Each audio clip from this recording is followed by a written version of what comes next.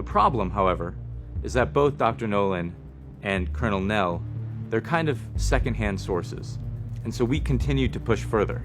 And ultimately, we found those primary sources. We found folks that are actually on the crash recovery team. They have been around, they have held, and they have transported supposed craft of non-human origin. Their claims are so bold and extraordinary that they truly are tough to believe.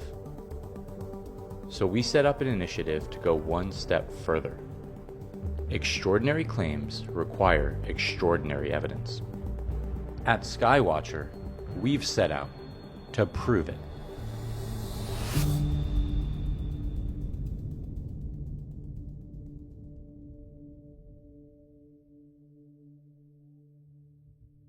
First, let's meet Jacob Barber.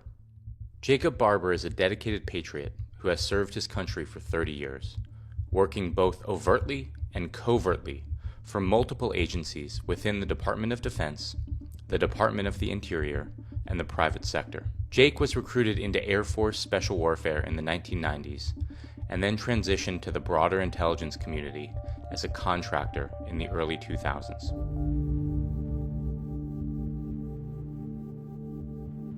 Hello, Jake. Hello, Alex. I really appreciate you sitting down to have a chat with me. Man, absolutely. I appreciate you giving me the invitation. So, Jake, do you believe that a higher form of non-human intelligence has been visiting this planet? Well, yes, I do. And when you make that claim, Jake, how confident are you that claim is true? I'm 100% confident that that claim is true. Oh my goodness. Oh boy. Yeah, right? Yeah. Well, let's dive into that a little bit. So Okay. you were involved in some form of crash recovery projects that Yeah. involved frontier experimental tech from the US government. So the crash part of it, crash sounds like something that's unintentional, let's say. Yeah. So the reason you would have a crash recovery program to begin with, a broad crash recovery program, you wouldn't set up a program like that in order to go get exotic or non-human aircraft. So teams are set up and trained and outfitted with all the tools and techniques and training, 3 T's, in order to facilitate that mission.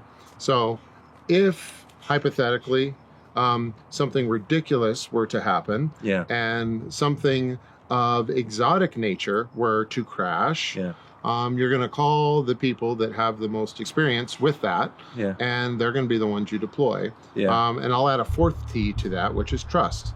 And because of our particular past and history, we had the trust of the U.S. government, and we were deployed on particular tasks, which included the recovery of exotic craft of non-human origin that were connected. If I could interject there for 1 second, what about the craft made you so certain that it was non-human in origin? Well, first of all, it was the reaction of our entire crew and our leadership structure. So it was atypical from how we would communicate and treat any other crash recovery.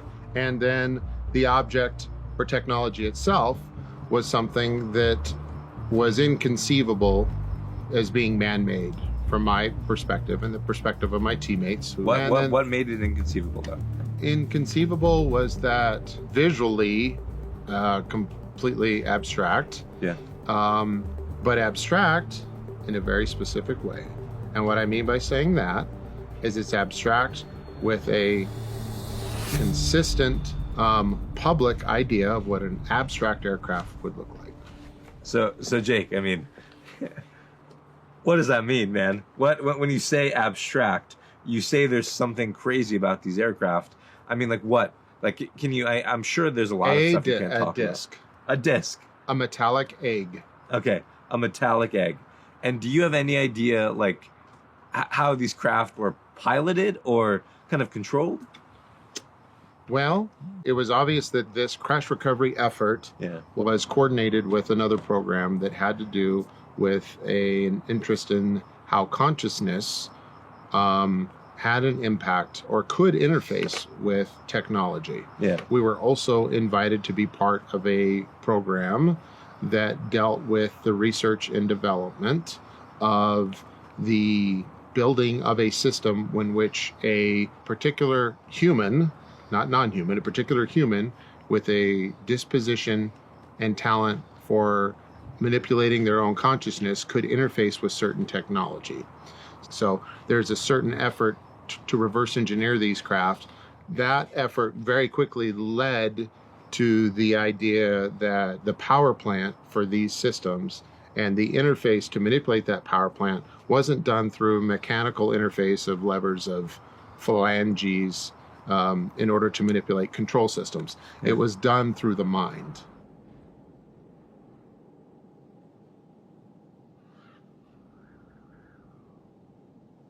Not only do we have people from the actual crash recovery team, we have another team.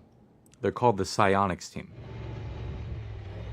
There seems to be a subset of people that have the unique ability to actually summon these craft, to be able to focus their thoughts and make objects appear in the sky. Jordan, I really appreciate you joining us here today. Alex, it's an honor to be here, man. Thank you for having me. So maybe let's start by sharing a little bit about your background. Yeah. So most recently, I worked in the space technology space, a little bit of data science, ultimately taking different imagery types and trying to solve solutions for the utility industry. I'm curious, by chance, do you believe that a higher form of non-human intelligence has visited this planet? I am certain of that. You're certain? How certain are you? 100%. I mean, Jordan, that's a pretty bold statement. Where does that certainty come from? Certainty comes from my firsthand experience in what I term a psionic exploitation program between the years of 2005 and 2010, where I interfaced and worked with non-human intelligence and things like UAP directly. I mean, Jordan, that is an incredible claim. For the viewer at home, what were you doing in this program on a daily basis?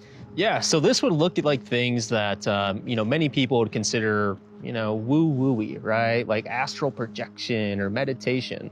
But ultimately, what we were really investigating was how far could we stretch the bounds of human consciousness. Beyond that, how could we get human consciousness to interface directly with things like recovered materials and recovered crafts? What I can tell you from the craft and some of the different projects that we worked on directly is ultimately that they interfaced with us. What I mean by that is my consciousness could project into these craft and recovered materials and then access a suite of commands, essentially capabilities to do various things, including piloting. But ultimately, the story is not about piloting some UAP with your mind. This story is much more about what is consciousness? Yeah. Why can we interface with these things? Do you have material that supports these claims? I have tons of material, linearly autobiographical records that will support my claims. And Jake, for the listener at home, based on your firsthand experience, there are craft of non-human origin that you have recovered that seem to be piloted or interfacing directly with human consciousness. Is that correct? Yeah, let me tell you a very short story. Okay. Okay. An aircraft crashed. Yeah. My team was deployed. Yeah. We secured the perimeter. Yeah. We secured that target. Yeah. We transported that target. We escorted that target and provided security for that target. That target was transported to a facility of a very well-known government-private partner. The decision was made to bring in a team that represented a different private partner who was working on consciousness and the mechanism by which humans could interface with technology. The two were merged, and we were involved with that process. You were involved in that process? Yes. So, Jake, based on your firsthand experience, it sounds Oh my God, there's that word, firsthand. Okay. Okay. Yeah. But it is firsthand. It is firsthand. It is firsthand. Yeah. Based on your firsthand experience, it sounds like we're living in a science fiction novel. And there seem to be craft of non-human origin that are flying around our skies, and certain human consciousnesses seem to be able to interface with these craft. And there are organizations or institutions, if you will, all around the world that know this fact. Yeah. Isn't it depressing that should be shocking? It is Like, very depressing, yeah. That shouldn't be shocking. Thank God, like, you know what? I mean, forgive me, but I'm over that. Yeah. So, like, let's get past that, Yeah. because that is the case, and it is exciting, but we have a duty here. We have a moment in time, thanks to friends like David Grush, who has stuck his neck out and paved a trail with our government, who, for better or worse, has control over a lot of things.